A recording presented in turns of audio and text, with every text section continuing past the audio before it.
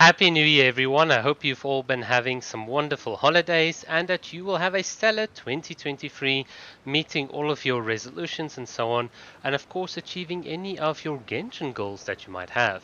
So, in this video, we'll talk a bit about what you can expect from this channel going forward. But before we do so, let's just quickly recap what 2022 meant for Kokomi, because this is a Kokomi themed channel and I do intend on keeping it like this. So yes, 2022 has been a fantastic year if you're a Kokomi main. I mean, we've gotten, obviously with the introduction of Dendro, we've seen Kokomi being used in more and more teams, but even prior to Dendro, Kokomi has certainly found herself in a very, very comfortable position where you can use a lot of different meta teams. And I think one thing that was quite important for me on this channel is also to show you the non-meta teams, the comfort teams, the variety and depth that you can sort of use Kokomi in, all of the different ways in which you can play her. And I think for this year, we've certainly, I think more so than anyone else, if I'm really quite honest, we've shown how you can play with this character in so many different ways. And it's all because of, well, just Kokomi being Kokomi. When she came out, I was called Ayaka Clan. Obviously, my big focus back then was sort of mastering Ayaka and showing all things Ayaka.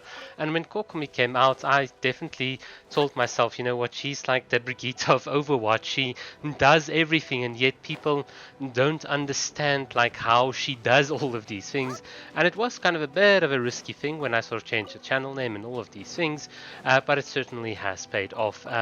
I've had a fantastic time with Kokomi. Certainly, my highlights, or my two big highlights for this or for 2022, were like the Golden Archipelago Islands, because you could just take so many beautiful photos with Kokomi. There were so many ways in which you could just position and stand to take pictures using her elemental burst without her elemental burst.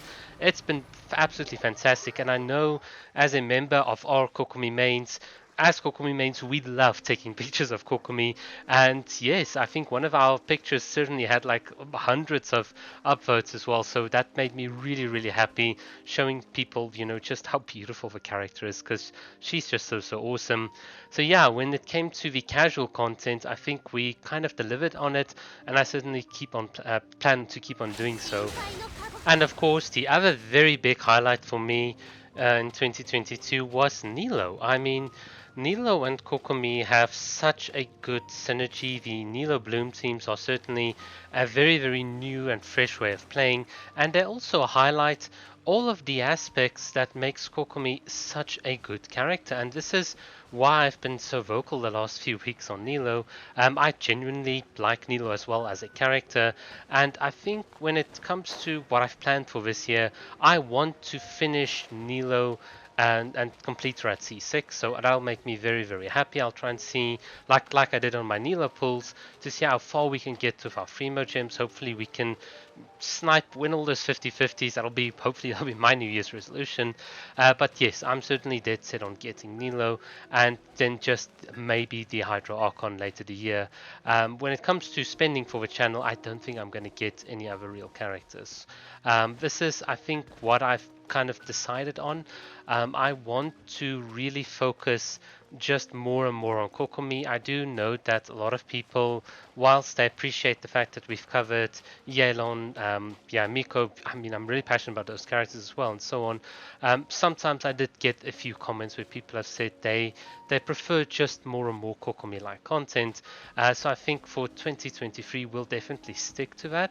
And obviously, as a consequence, that'll mean that I'm gonna skip over a lot of characters. And the reasons for this is pretty much twofold.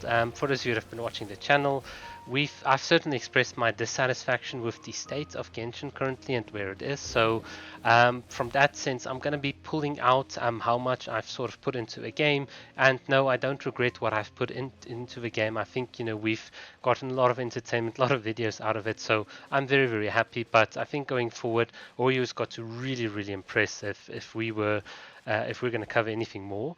But I think from a more pragmatic perspective as well, my channel is all about the high level overview of characters and making the most out of what people have. And in that sense, if I keep on getting the new and latest shiny toy, I think a lot of people that are free to play players might actually feel like behind, because here's this guy showing more and more stuff, and he can't relate to me because, well, he can just literally spend and get everything he wants like all the other content creators. So in that sense, I actually want to tone things down. I want to show people how to make the most out of their characters, and certainly for if you have been watching the channel and so on, throughout the last year, I've been all about showing people how to do this in the Spiral Abyss, how to practically get this done. It's kind of ironic to me in my latest sort of videos and so on, where people say, "Ooh, all of these theory crafting ideas are rubbish and this, and it's all about practically playing the game." And it's like,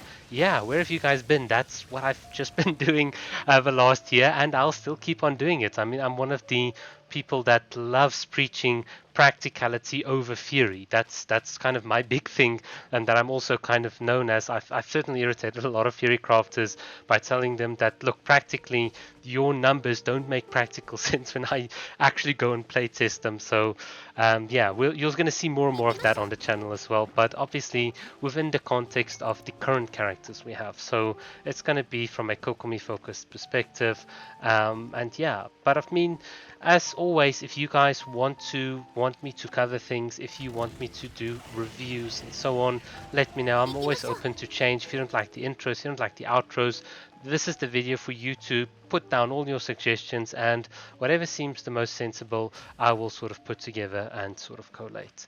And that is pretty much it for my story. Yeah, that's where we're going to go in 2023. Just like Kokomi here, it's a new unknown world we're sort of approaching, and I think it's going to be fun here. I think it's going to be a great year for Genshin Impact as well. And thank you all for sticking around. I really appreciate all the positive comments and positive support.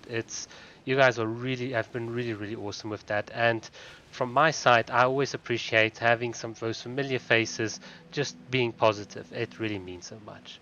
All right, guys, keep well. Cheers.